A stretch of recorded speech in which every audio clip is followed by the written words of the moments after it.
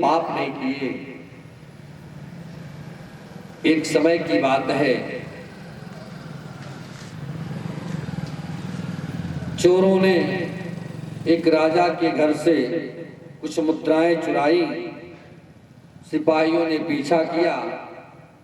चोर उन मुद्राओं को ले जाकर के मांडव्य ऋषि के आश्रम में फेंक देते हैं और वहीं से चले जाते हैं। सिपाही बेचारे भारतीय सिपाही हैं, इनको चोर पकड़ना तो आता नहीं, संतों को ही पकड़ लेते हैं। अब मांडव्य ऋषि के आश्रम में माल बरामद हुआ, मांडव्य ऋषि को ही चोर समझ लिए। ले आके राजा के सामने हाजिर किया गया। राजा भी बिना विचारे मांडव्य ऋषि को फांसी की सजा सुना दी। फांसी के फंदे पे चढ़ाए जाने लगे मांडव्य ऋषि, फिर भी उनके चेहरे पर कोई शिकन नहीं, कोई शिकन नहीं। अंतिम इच्छा पूछी गई, मांडव्य ऋषि ने कुछ नहीं बताया। राजा को ऐसा लगा, अरे इतना दिव्य पुरुष, इसके माथे पर बड़ी तेज है, थोड़ा इसका परिचय तो जान लें। मांडव्य ऋषि का परिचय जानता है राजा। मांडव्य ऋषि ने कहा कि परिचय जान के क्या करोगे, तुझे जो करना है कर लो। राजा समझ गया, चरणों में गिरा, महाराज मैं आपको मुक्त करता हूं। मांडव्य ऋषि ने कहा कि तू तो मुझे फांसी के फंदे से मुक्त कर दिया, लेकिन मैं उस यमराज से जाके पूछूंगा कि मैंने कौन सा पाप किया था जो तुम मुझे फांसी के फंदे तक भी भेज दिया। और मरने के बाद जब मांडव्य ऋषि पहुंचे हैं वहां धर्मराज के यहाँ, जाकर के चैलेंज किया है, धर्मराज बताओ पहले तुम मेरे पुण्यों का लेखा जोखा कैसे करोगे, पहले बताओ कि मैंने कौन सा पाप किया था जो तूने मुझे फांसी की सजा तक भिजवाया। धर्मराज कांप गए, उनके जीवन की पूरी कुंडली खंगाली गई। मांडव्य ऋषि के जीवन में कोई भी अधर्म नहीं हुआ, कोई भी गलती नहीं हुई थी। महाराज वो तो अब अधिकारी हैं, न्याय करना है। उन्होंने क्या किया, मांडव्य ऋषि के फाइल में थोड़ी सी जगह थी, अपने कलम चला देते हैं, लिख दिया मांडव्य ऋषि जब 3 वर्ष के थे तो इन्होंने एक तितली को मार दिया। हाँ महाराज देखिए, मिल गया आपके फाइल में मिल गया। आप जब 3 वर्ष के थे तो आपने एक तितली को मसल के मार दिया। मांडव्य ऋषि ने कहा कि बेवकूफ बनाते हो मुझे, वो तो बाल अपराध है। 3 वर्ष का बच्चा भला वो तो अबोध रहता है, उसे संसार का कुछ ज्ञान ही नहीं रहता, फिर तुम उस अबोध बालक, नहीं ये तुम्हारी बात गलत है, जाओ मैं तुम्हें श्राप देता हूं कि तुम्हारे अंदर इतना ज्ञान, इतना धर्म का आचरण रहते हुए भी तुझे दासी कुल में जन्म लेना पड़ेगा। और वही धर्मराज आज स्वयं दासी पुत्र बन करके हस्तिनापुर में कौरवों के टुकड़ों पर पल रहे हैं। भगवान की भक्त जरूर है, धर्म मूर्ति जरूर है, लेकिन कौरवों के टुकड़ों पर पलना पड़ रहा है। आज भगवान ने कृपा करी है, दुर्योधन ने लात मार करके विदुर जी को हस्तिनापुर से बाहर कर दिया। और संत भक्त विचार के लोग जब घर से निकलते हैं बाहर तो कहाँ जाते हैं, ध्यान दीजिएगा, जब तक ये लोग परिवार में रहेंगे, परिवार के मोह माया में रहेंगे, घर से निकलेंगे तो कहाँ जाएंगे, कमाने। और जब घर वाला लतिया के जब भेजिए तो ये लोग भाग्य लोग मठ पर, लतियाने के बाद मठ पे जाते हैं, घर से अपमानित होने के बाद मठ पे जाते हैं। वाह, ऐसे ऐसे वैराग्य नहीं होगा, ऐसे भगवान नहीं मिलेंगे। घर में भी रह करके, घर में रह करके भगवान की भक्ति की जा सकती है। आइए विदुर जी तीर्थ यात्रा क्यों निकले हैं, चल पड़े हैं मथुरा की ओर। रास्ते में उद्धव जी से मुलाकात होती है। विदुर जी आप बीती सारी घटना उद्धव जी को बताते हैं और उद्धव जी विदुर जी को ले करके मैत्रेय महामुनि के पास जाते हैं। मैत्रेय महामुनि दृष्टा ऋषि हैं, उस काल के सर्वश्रेष्ठ ऋषि हैं। एक जगह कथा हो रही थी, मैत्रेय महामुनि का चरित्र भागवत जी में कहीं नहीं मिलता। आखिर मैत्रेय महामुनि है कौन, इसके बारे में भागवत जी में प्रमाण नहीं मिलता। यही देवरिया में कथा हो रही थी। यही जो आपकी परिवार की जो बहू है स्नेहलता, जो शिक्षिका, इन्हीं के घर पर कथा हो रही थी। वहां इन्हीं के पिताजी प्रश्न कर दिए थे, आखिर मैत्रेय मुनि का चरित्र कहां से मिलता, क्योंकि वो लोग भी ज्ञानी है, विद्वान लोग हैं वो लोग भी। और तब से मुझे मैत्रेय महामुनि का परिचय मिला और मैं अपने कथाओं में हर कथा व्यास पीठ से मैं इस बात को जरूर निवेदन कर देता हूं श्रोताओं में, यदि जानकारी न हो तो यह भी बात आप जान लें, सुन लें। मैत्रेय महामुनि उस काल के दृष्टा ऋषि। मैत्रेय महामुनि पराशर जी के प्रमुख शिष्यों में से एक हैं। इनके पूर्व जन्म की कथा आती है। एक बार व्यास जी चले जा रहे थे, रास्ते में एक कीड़ा बड़ी तेजी से सड़क पार कर रहा था। व्यास जी ने उस कीड़े से पूछा कि भाई इतनी जल्दी क्या है, आराम से सड़क पार करो ना, आराम से धीरे सड़क पार करो। उस कीड़े ने कहा कि महाराज मैं जल्दी सड़क नहीं पार कर जाऊंगा, अभी गाड़ी आएगी और मुझे कुचल देगी, मैं मर जाऊंगा। व्यास जी ने कहा करे एक छोटा सा कीड़ा होकर के भी तुझे भी अपने मृत्यु का डर है। कीड़े ने कहा कि महाराज चाहे वो कीड़ा हो, छोटा जीव हो, चाहे बड़ा जीव हो, सबको अपने मृत्यु का भय होता है। चींटी अपने पांव भारी है, हाथी अपने पांव भारी है। व्यास जी ने कहा कि ठीक है। व्यास जी ने उस कीड़े को उपदेश दिया। उपदेश दे ही रहे थे कि वो गाड़ी आई और कीड़े को कुचल दी। उपदेश सुनने मात्र से, व्यास जी के संपर्क होने मात्र से कभी कभी ऐसी घटनाएं हो जाती हैं। संतों के संपर्क मात्र से जीव के कल्याण हो जाते हैं। व्यास जी का संपर्क हुआ उस कीड़े को, कीड़े की मृत्यु हुई और वही कीड़ा अगले जन्म में मित्रा और कौसारण नाम के एक ब्राह्मण दंपति हैं। कौसारण पिता हैं मैत्रेय जी के और मित्रा इनकी माता है। कौसारण और मित्रा जो ब्राह्मण दंपति हैं उनके यहाँ इनका जन्म होता है। मित्रा से जन्म होने के कारण इनका नाम मैत्रेय महामुनि पड़ा। पराशर जी ने मैत्रेय महामुनि को विष्णु पुराण का वक्ता बनाया। व्यास जी को भागवत पुराण का वक्ता बनाया। यदि विष्णु पुराण पढ़ा जाए तो मैत्रेय महामुनि का चरित्र वहां मिलता है। ये मैत्रेय महामुनि पांडवों के यहाँ बंटवारे में पंचायत करने गए।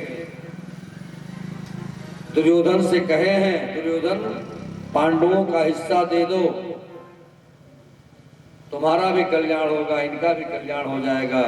लेकिन दुर्योधन मैत्रेय महामुनि की बातों पर ध्यान नहीं दिया और उन्हीं के सामने अपने जंघे को बार बार ठोक ठोक करके हंस रहा था। मैत्रेय महामुनि श्राप देते हैं, जिस जंघे को ठोक रहे हो वही जंघा तेरा काल बनेगा। और मैत्रेय महामुनि वहां से उठ करके चले आए हैं मथुरापुरी में। मथुरापुरी तो नित्य भक्तों का निवास है। उसी मैत्रेय महामुनि से विदुर जी की मुलाकात उद्धव जी के द्वारा होती है। अब विदुर जी मैत्रेय महामुनि के पास बैठते हैं, दिव्य उपदेश प्रारंभ होता है। विदुर जी अपनी समस्या रखते हैं और मैत्रेय महामुनि उसका समाधान करते चल रहे हैं। बोलो भक्तवत्सल भगवान की। श्री राधे श्री राधे श्री राधे श्री राधे, करुणामयी कृपा कीजिए मेरी राधे, करुणामयी कृपा कीजिए।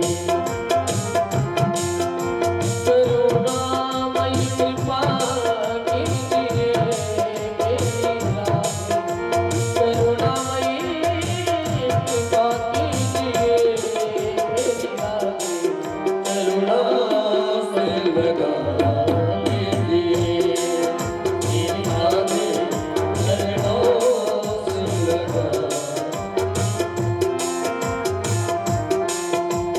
श्री राधे श्री राधे श्री राधे श्री राधे श्री राधे श्री राधे श्री राधे श्री राधे श्री राधे श्री राधे श्री राधे श्री राधे श्री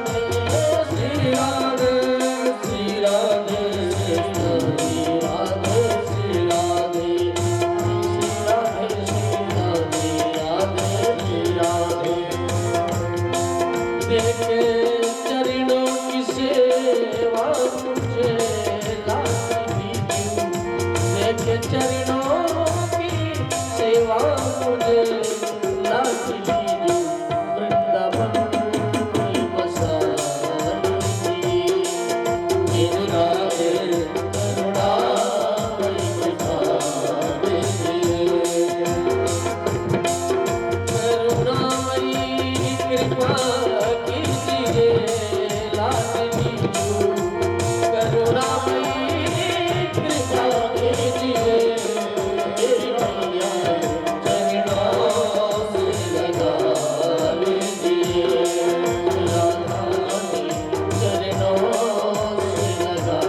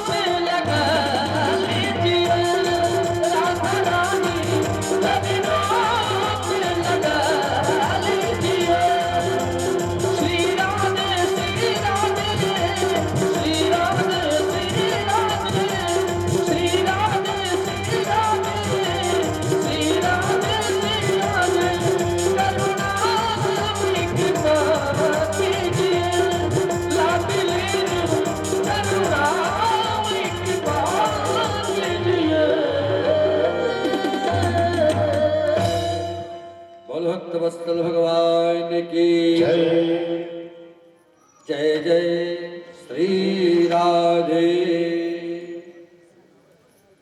सुखाय कर्माणि करोति लोको न तये सुखं वाञ्छति पारमं च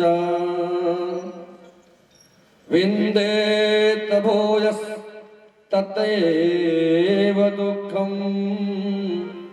यदत्र युक्तं भगवन् वदेन्नः।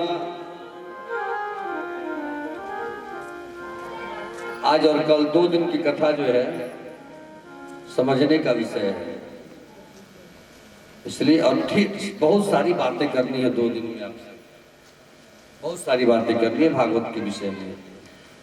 विदुर जी मैत्रेय जी से प्रश्न करते हैं। क्या प्रश्न करते हैं?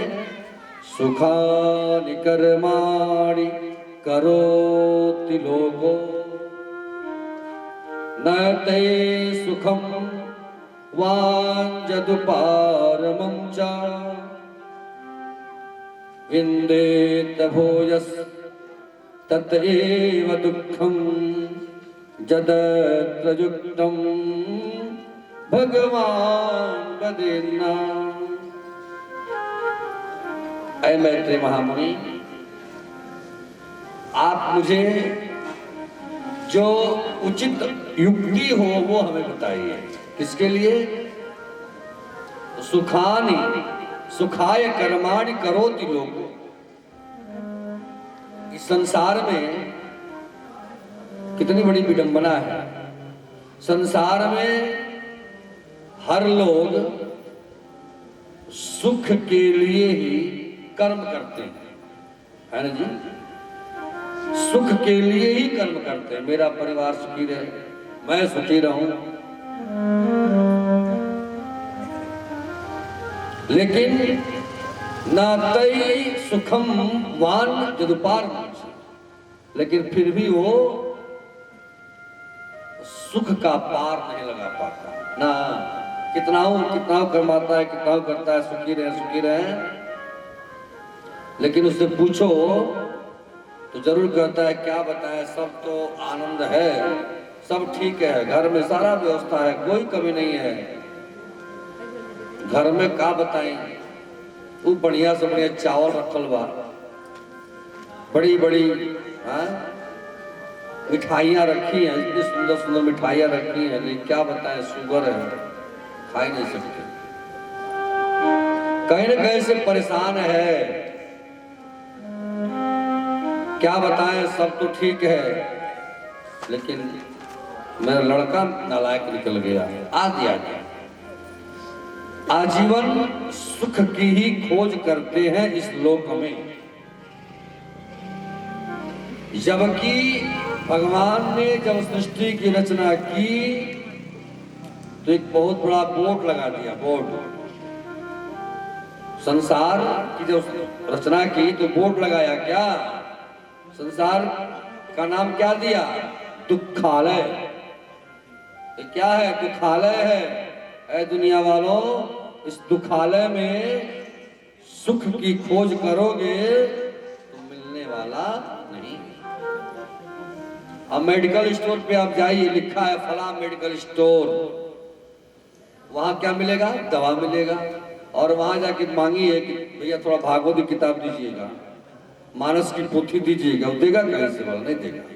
उसके पास दवा है, वो दवा दे।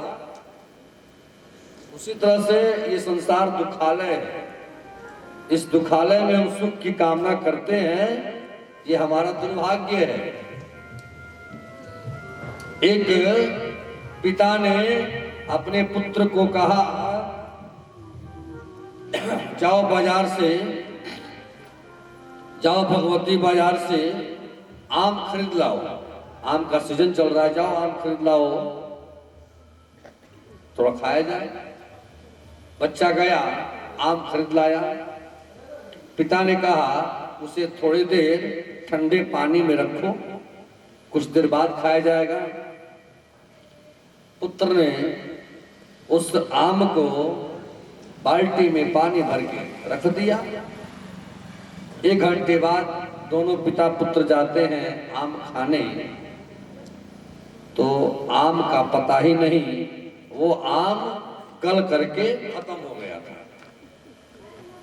पिता ने कहा पुत्र से, भाई कहाँ से लाए हो, आम कहाँ से लाए? अरे भगवती बाजार में फला दुकान से लेके आए हैं। अब पिता उस पुत्र को लेकर के उस दुकान पे पहुंचा। क्यों रे, तू मेरे पुत्र को ठग दिया है, बच्चा समझ करके ठग दिया, नकली आम दे दिया था।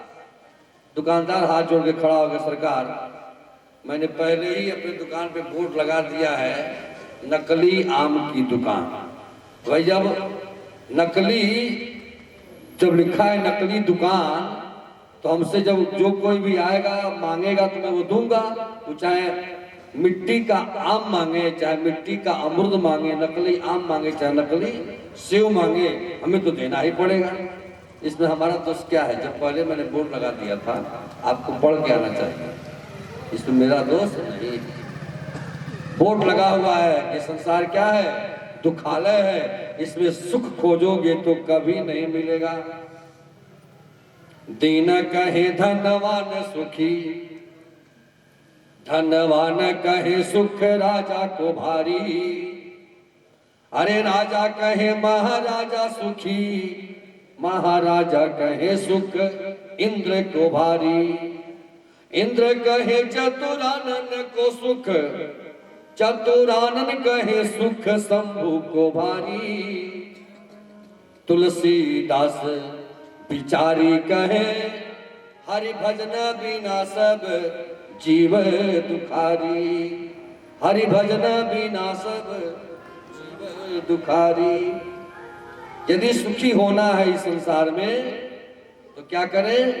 राम रतन धन अपनाएं, तब जाकर के सुखी रह पाओगे। झूठे सुख को सुख कहे, मानत है मन मोद। जगत चबे ना काल का, कुछ मुख में कुछ बोध। ये संसार मिथ्या है, ऐसे मान करके संसार के व्यवहार को करें। मैत्र जी कहते हैं कि सरकार आपने बहुत बढ़िया प्रश्न किया। ये प्रश्न